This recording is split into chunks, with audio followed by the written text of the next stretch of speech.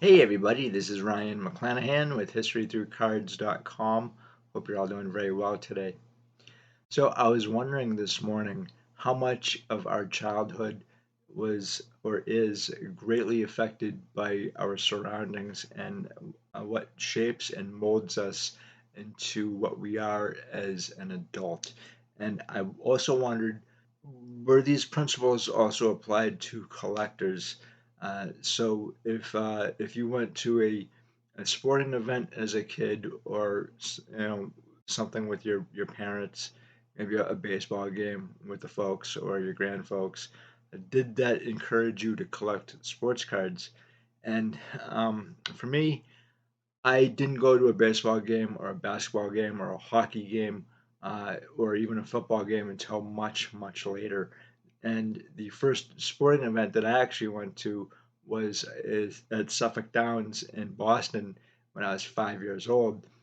Thank you so much, Dad. I greatly appreciate it. I'm not being facetious, by the way. I really do appreciate it.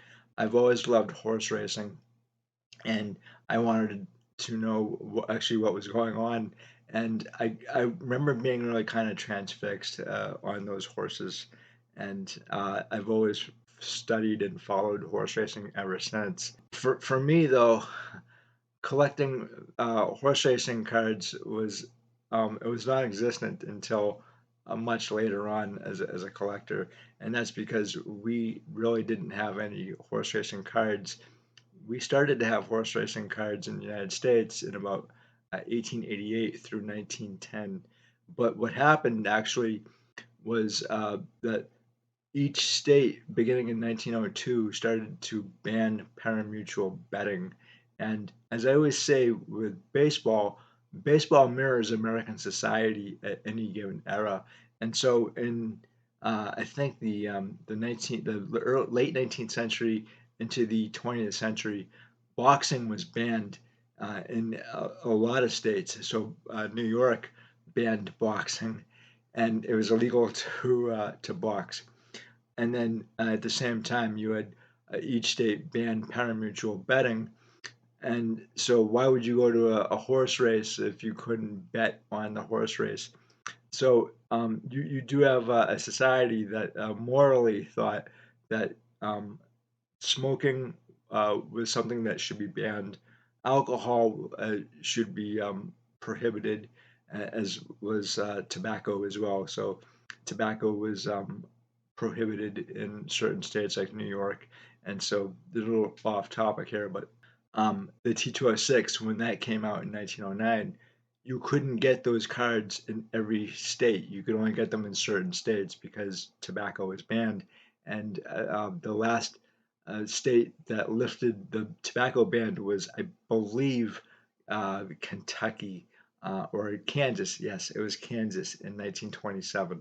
So, anyway, what I'm getting at here is that when you started to ban pari-mutuel betting in all the states, and not only did you have all these racetracks kind of dry up and disappear, but you also had gamblers looking for other ways to make money, and they couldn't make money boxing because that was also illegal.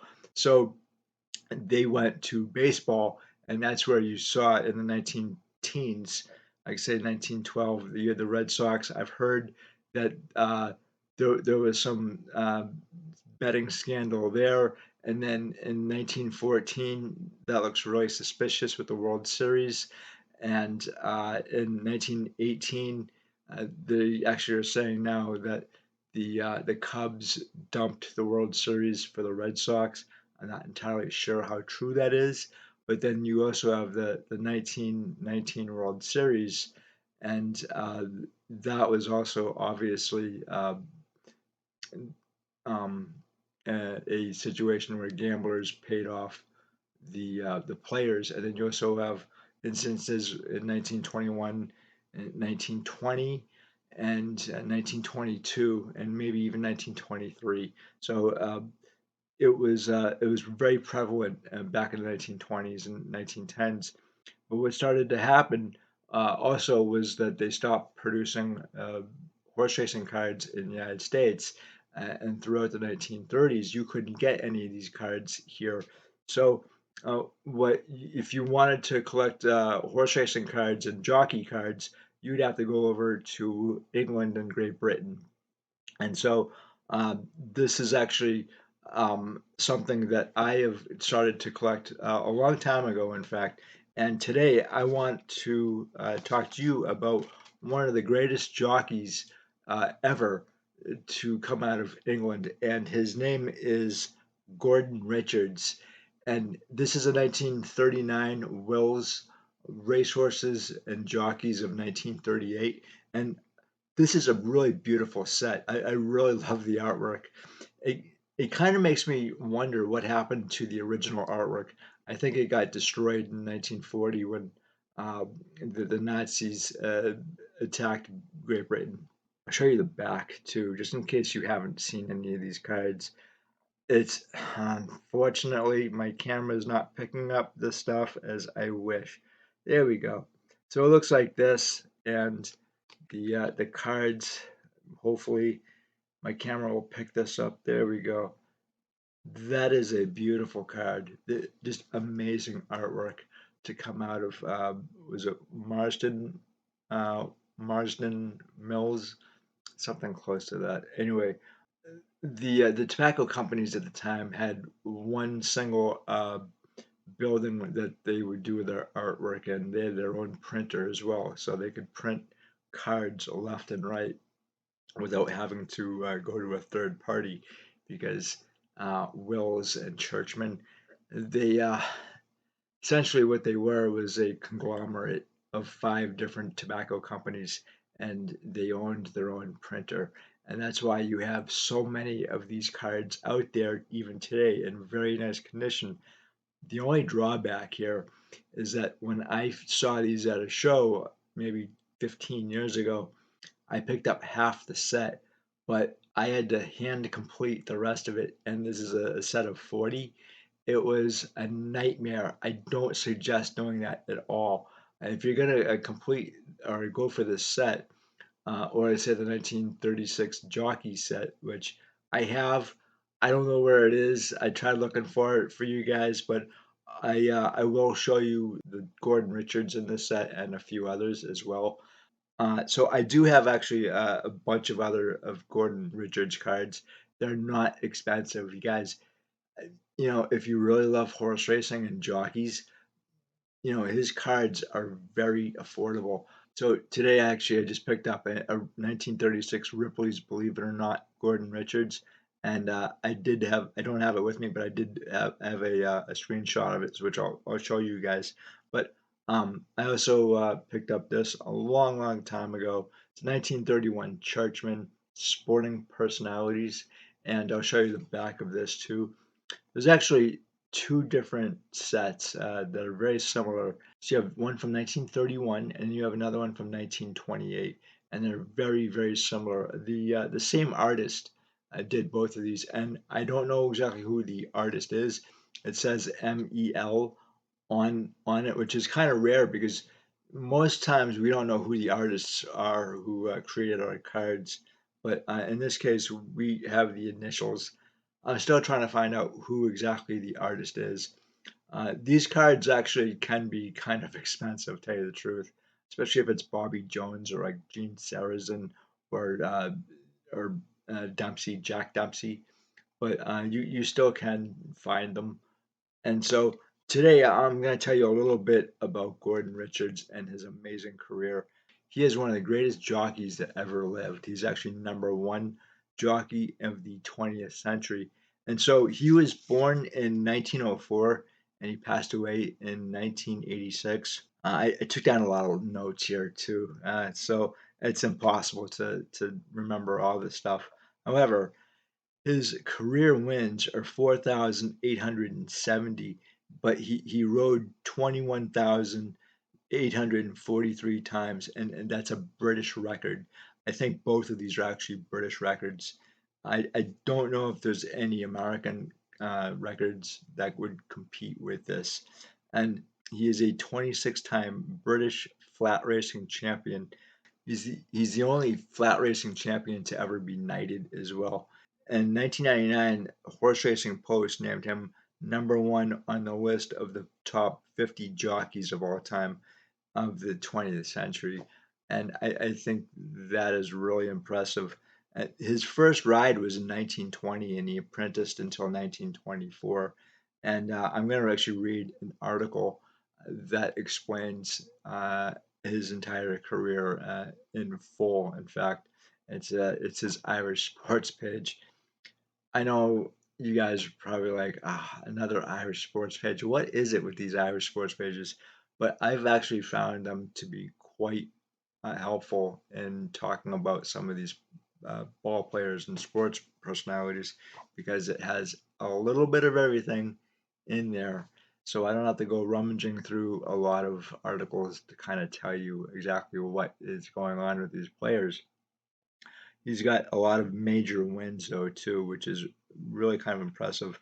Um, it's a little bit different over there than it is here, except for one key item, and that is the Triple Crown, which he did win in 1942.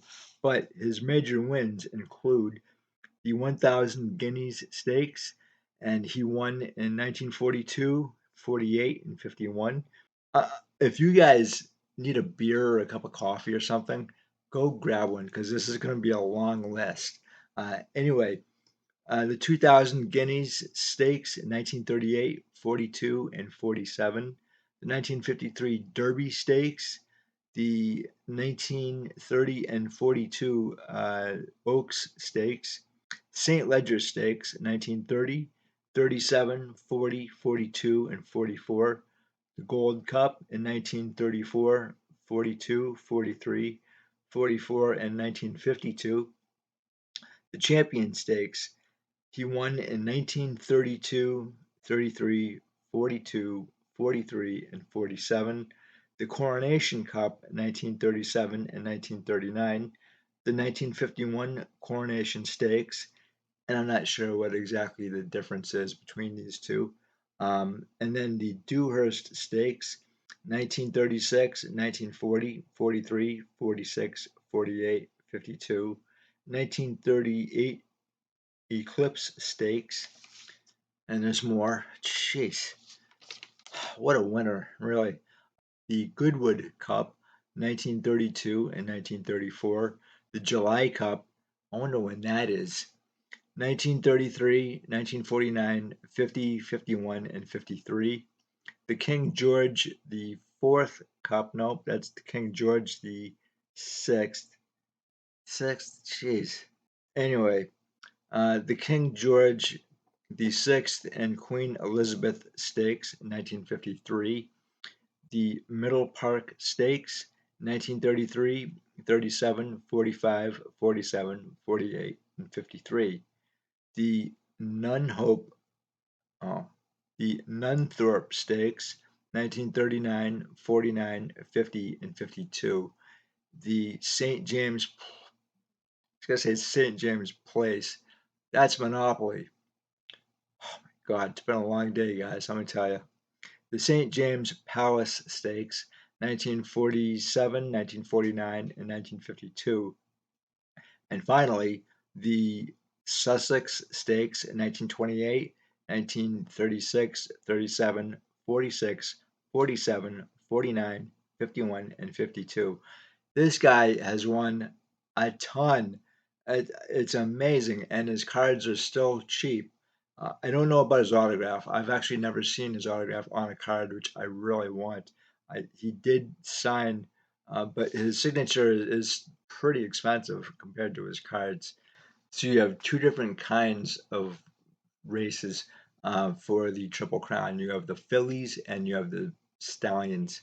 And this is really interesting because he was mostly on a filly, but when I was looking at the stallions, there's a lot more of them than there are filly wins in the Triple Crown. And uh, the Triple Crown is based on three different races, and he won it on Sun Chariot, who was born in 1939 and passed away in 1963. However, You have the 1000 guineas, and some of these are really old races.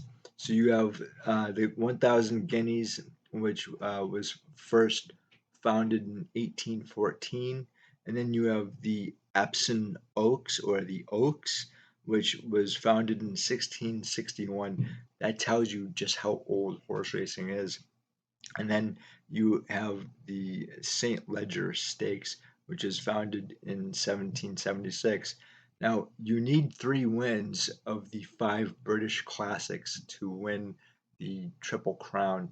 There are 3 Triple Crown male horses in the 20th century, and one of those was actually 2 of those was rode by Steve Donahue, which is he's in a number of sets. He's not expensive at all, but he won it in 1917 on Gay Crusader and in 1915 on Pomeran. They actually don't consider these two wins a triple crown for Steve because it was during World War One. I don't know why they don't, but they should. And those are actually held in Newmarket, and obviously they're disputed to this day because it's World War One. There are 2 others. So 1935, Freddie Fox and Charlie Smirk were on Bahram, and that was I believe that Gordon Richards also was on. But I'm going to talk about Freddie Fox and Charlie Smirk in another video because that is a very interesting triple crown. And so uh, those 2 guys actually are I believe there maybe even 3. So those 2 guys were actually the only ones to interrupt Gordon Richards' impressive career as a winner. Richards actually had a 3-decade championship run. So the difference between a Triple Crown in Great Britain and one in America is that obviously it's the racetrack, right? So in the American Triple Crown, you have the Kentucky Derby, the Preakness Stakes, which is in Baltimore, and that's what the Indianapolis Colts, or they used to be the Baltimore Colts. That's what that team was named after. The football team was named after the Preakness Stakes, which I think is really pretty cool. And then the Belmont Stakes, and there are 13 winners, American winners, compared to 15 English and 9 fillies. And the last was 1985. So I'm going to go through this article. I think you're going to find it really interesting, and I'll catch you on the flip side. This is from the Sydney Morning Herald, November 12th, 1986, Sydney, New South Wales. Sir Gordon, King of the Night Riders. London, Tuesday. So Sir Gordon Richards, the legendary Knight of the Turf, is dead at 82, and racing has lost not only one of its finest jockeys, but one of its best ambassadors. Throughout his life, Gordon was renowned as a man of honesty, integrity, and kindness, whose fame never allowed him to forget his origins. He was one of 12 children, 4 of whom died in infancy, born to Nathan and Elizabeth Richards in the Shropshire mining village of Akengates. Gordon's background was always at the forefront of his mind, and at the retirement dinner given for him at the Savoy Hotel in 1954, he began an emotional speech by saying, quote, 99% of us start from very humble surroundings. In my opinion, one thing is of paramount importance. Set a good example wherever you go. Everything is up to you. It was a good philosophy Gordon followed to the letter. As a rider, he will always be regarded as one of the immortal triumvirate, including Archer and Piggott. But whereas the other 2 came from families steeped in racing, Gordon did not. His father was a miner, and so Gordon's exceptional talent, or to be more accurate, genius, was all the more remarkable. He left school at 13, failing, so the story goes, by one mark to pass the exam for Newport Grammar School. A waif of a lad, his mother was adamant he should not go down the mines, and instead a job was found for him in a warehouse.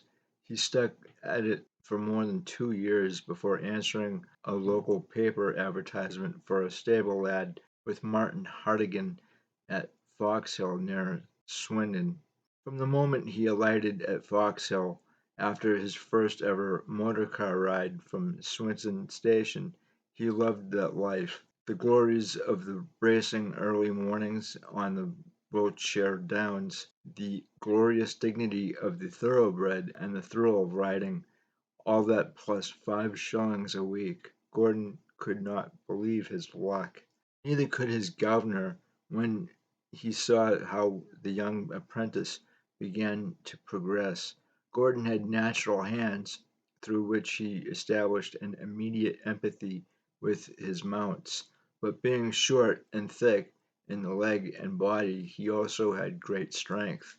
Success did not come straight away.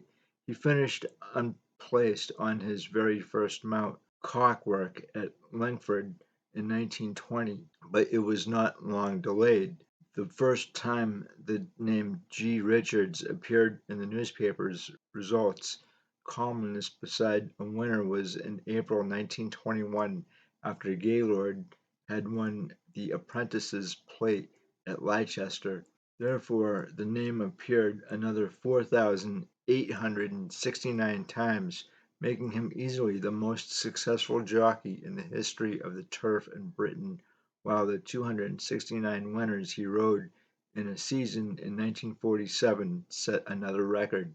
He rode 14 classic winners, but the Derby remained strangely elusive until Pinza did the trick for him in 1953, shortly before he was knighted. After he hung up his boots, he began training in 1955, but although fairly successful, his kindly nature perhaps prevented him from giving his horses the necessary hard preparation, and he was never as good at training as he had been at riding. In 1970, he retired and became racing manager to Sir Michael Sobel and Lady Beaverbrook. It was in this capacity that I met him one morning. I met him at the Chequers Hotel in Newbury while researching a book on Lady Beaverbrook's Bustino.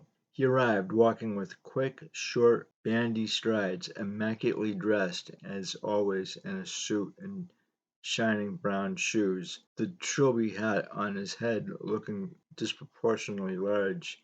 He had bought the champion Bustino for Lady Beaverbrook as a yearling, but characteristically claimed none of the credit, giving it all to trainer Dick Hearn. From that point of view, the interview was disappointing, but I shall never forget the magical aura of the man. There was something special about him, and I thought no wonder the horses took notice, recalling what the celebrated writer Jack Leach had said about him. Quote, "Most good jockeys can make a horse run without punishing him. They send messages down the reins. Gordon Richards used to threaten his horses with everything in a tight finish, and by God, they listened to him." I thought that was really interesting. And the thing is, if you want to get into horse racing, I'd probably start out with Gordon Richards, and his cards are not expensive at all. You guys can pick them up for maybe $5 to $10 a piece. Some of them may be a little bit more expensive the earlier you go. I'm not entirely sure what his rookie card would be, but again, like they are out there, they're plentiful, and he did have a very long career, as I think a lot of jockeys actually do. And being a jockey is quite dangerous even today. I wouldn't want to do it. Basically, you're a you're a smaller individual, let's say, and you're racing a rocket, and so anyone who can get on a horse and just fly is they have my respect. And again, I really love horse racing, and I'm gonna actually do a lot more videos on horse racing because it's kind of interesting. I as much as I love it, I haven't done any videos on horse racing. which is kind of strange because I cover all different sports on this channel. But guys, thank you so much for stopping by. I greatly appreciate it as always. If you have a favorite Gordon Richards card, let me know. And if you have any stories, again, I'm all ears on this too. So I will talk to you guys later, and I hope you have a good one. Bye. As a writer, he will always be regarded as one of the immortal. Let's try that one again. Jeez. As a writer, he will always be regarded as one of the immortal triumvirate. Triumvirate? That's very weird. Let me try this again. Triumvirate. I've never heard of that before. That's a new word for me, I guess, huh? And you learn new things every day, even in the English language.